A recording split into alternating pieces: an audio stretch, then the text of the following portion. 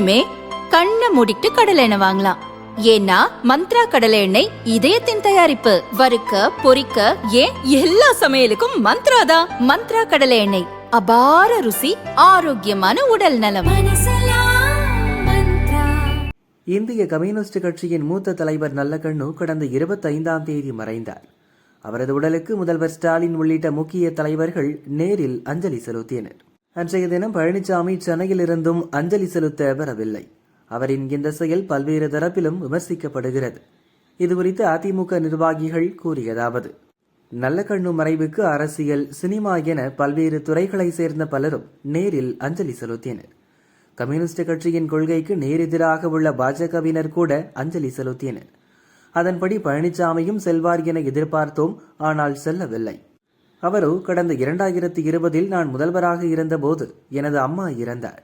அப்போது கம்யூனிஸ்ட் கட்சியினர் யாருமே வரவில்லை. இப்ப நான் ஏன் போகணும் என பழனிசாமி சொல்லிவிட்டார். அஞ்சலி செலுத்த அவர் செல்லாததால் கட்சி நிர்வாகிகளும் செல்ல முடியவில்லை. அதிமுக சார்பில் முன்னாள் அமைச்சர் ஜெயக்குமார் அஞ்சலி செலுத்தினார். நல்லகண்ணுவுக்கும் அதிமுகவுக்கும் எந்த பகையும் இல்லை.